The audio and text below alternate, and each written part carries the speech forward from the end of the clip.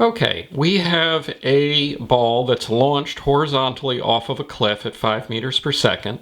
The cliff is 10 meters tall, and the question is, how long does it take to hit the ground? So it's going to follow this parabolic trajectory, but we know from the lesson before that the time it takes the ball to fall straight down is equal to the time it takes the ball to follow that parabolic trajectory.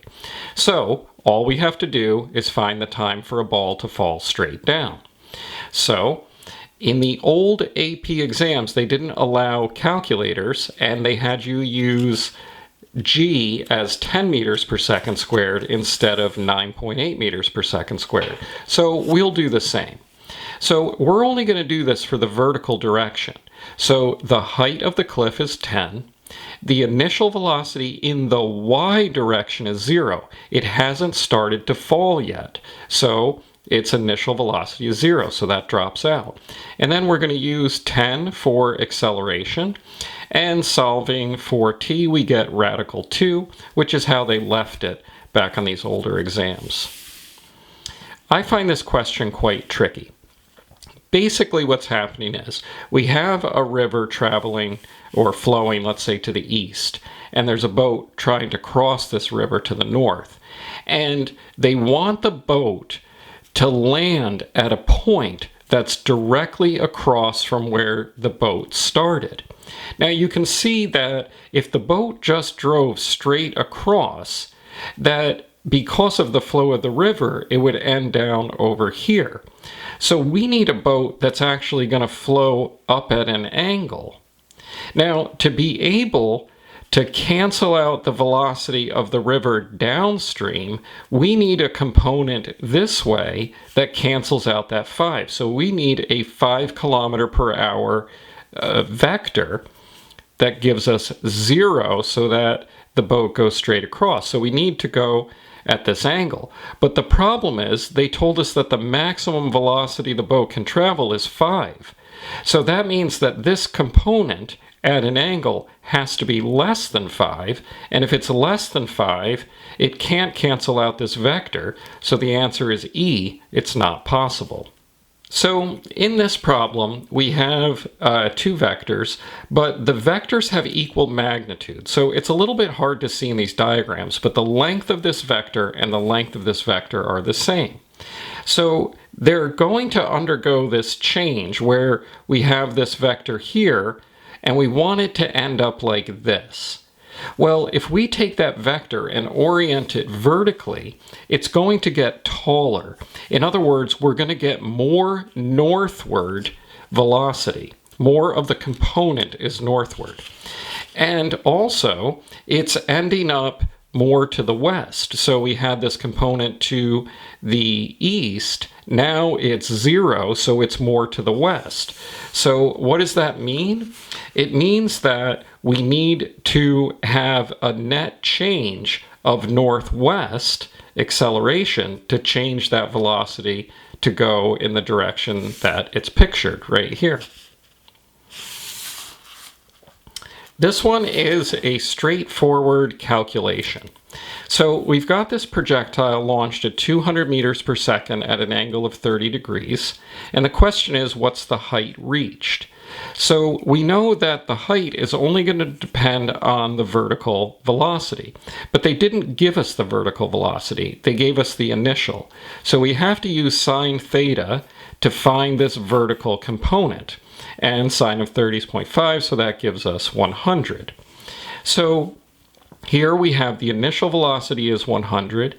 When it gets to the top of its flight, up here, its vertical velocity is 0, so VF is 0. We know the acceleration is negative 9.8, and we're looking for x. So this is a one-step problem with VF squared. Subbing in the numbers, we get 510, which in the old AP they use 10, but that's approximately 500 meters. All right, in this problem we have a plane that is flying along, and it's at a constant velocity, and it drops a package. And to the pilot continues to move, but the package relative to the pilot looks like it's falling straight down, and they're calling that V2. But to someone standing on the ground, it's going to look like the package is traveling at an angle that they want to call V1 for that velocity. So the question is, what is the speed of the pilot? So I'm going to call that VP, velocity of the pilot. And we know V1 is the angled velocity, and V2 over here is going to be the same as on the other side of the triangle. So we have a right triangle with 3 sides. And we can just use a squared plus b squared equals c squared. So we have the pilot as one side and V2 as the other, and V1 as our resultant. So if we subtract the other side and take the square root, we get V of the pilot, which is our answer, square root of V1 squared minus V2 squared. Now, in this problem, we have a spring gun that can fire a projectile straight up to a height h. But then they angle the gun at 45 degrees and they want to know what's this new height. Well, what we can do is just make up some numbers. Now, there's an easier way to do this in the energy unit, but we haven't gotten to that yet. So I'm going to show you one way that you can do this with kinematics. So what I did was I made up a number. I said, let's say that initial velocity is 10. Well, if we say the initial velocity is 10, at its maximum height, its final velocity will be 0. So because this is an AP question before calculators were allowed, they used 10. So I'm going to put in 0, and my 10 is my initial upward velocity, and negative 10 as my acceleration. And that gives you a height of 5. Well, let's repeat this, except at 45 degrees. Well, at 45 degrees, this 10 meter per second vector is only going to be a component, which is going to be the opposite side with the hypotenuse, so we're going to use sine. That gives an initial velocity of 7, or 7.07. So if we do the same exact calculation again, we find that it only goes to 2.5 meters. So in other words, it only goes half as high. In this problem, we have a ball following a parabolic path. Okay, there's no air friction.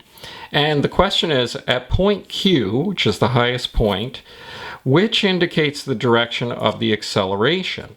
Well, there's only one force acting on the ball, and that's the net force, which is the force of gravity. And acceleration acts in the direction of the net force, so the acceleration is down. That actually is the answer to the next question, which is, which of the following best indicates the direction of the net force? The net force is the force of gravity, and the force of gravity acts straight down. This is just similar to the same question as before, except they're adding in the components of velocity. So again, the ball travels along this parabolic path, and what's its vertical, horizontal, and velocities and acceleration? Well, we know the acceleration is downward at g, so we know it has to be one of these two. And we know that the vertical velocity at the top is 0. The horizontal velocity hasn't changed, so VH is going to be exactly what it was the entire time. So we have 0, VH, and g, so the answer is E. As I've said before, the old AP questions didn't allow calculators, so I'm going to do this with g as 10, and we're going to leave things as with the radical sign instead of doing the actual square root. So in this question, we have a ball that's launched off of a 10-meter tall cliff, and it lands on a target 3 meters away. And the question is, what is this horizontal velocity? What's this x velocity that it's launched from? Well, we know we can get the time due to the height of the cliff. So if we set up a down trip, we can say the initial y velocity, it hasn't started to fall down yet, is 0. The acceleration down, we're calling down to be negative, negative 10. And the position, down 10 meters, is also negative 10. So if we throw our numbers in here, the time it takes to fall is radical 2. In the x trip, the velocity is constant. So we can say Vx equals x over t. And we know that x is 3 meters, so it's just 3 over radical 2. We went over this question in the lesson part of this, and the question is asking what angle should it be launched at to go the furthest distance? In other words, which one's going to have the greatest delta xx? We know that the greatest delta xx, when it lands at the same height, is 45 degrees. But 45 degrees would then start to trail off like this, whereas the lower angle would have a larger horizontal velocity, so the more time it has means it allows it to go a further distance. Now, we don't know the exact angle that would be maximum at because we don't know the height of the cliff, but the choices give us something that we know, which is it's got to be between 0 and 45. It can't be 45, it's got to be less than. So the answer is E.